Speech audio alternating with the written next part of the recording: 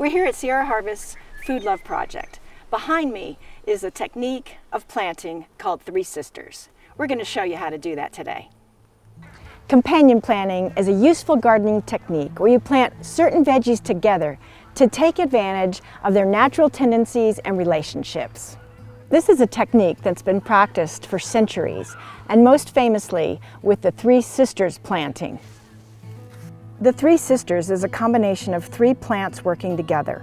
Sister beans deposit nitrogen from the air into the soil in a form that the plants can use.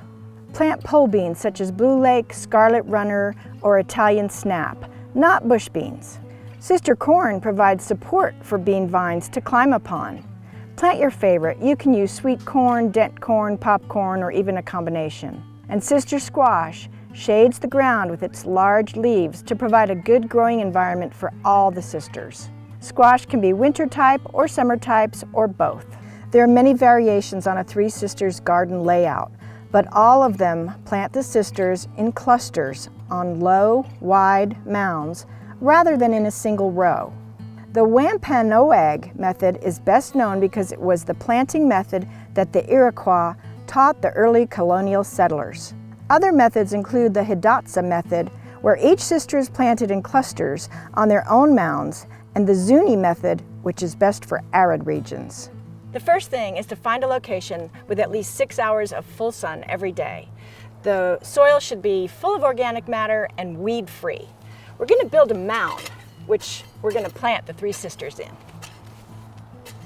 Build each mound so that it is 4 inches tall, 18 inches in diameter at the base, with a flat top that is about 10 inches across.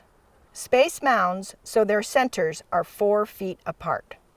You can start your garden when the nighttime temperatures reach at least 55 degrees Fahrenheit, but not any later than June 1st. We're going to plant the corn on the flat part of the mound with 6-inch spacing. And you don't want to plant the other seeds until the corn is about knee-high.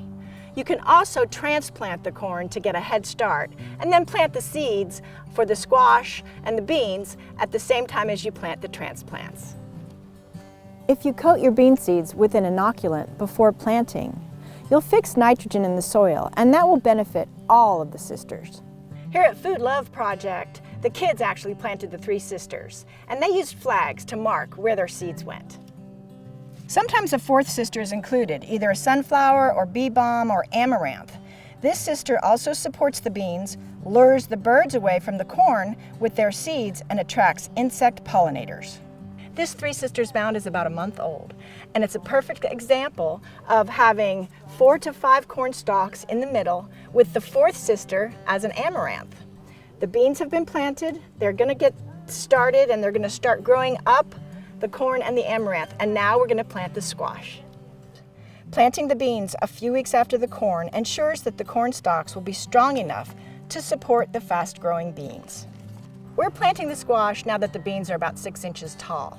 Spacing should be about 18 inches apart. For a mound this size, that means about 5 squash plants. You might want to put 2 seeds in each hole just in case you don't get 100% germination. And they go around the perimeter of the mound. Plant your Three Sisters garden, which is companion planting at its best, and grow organic for life.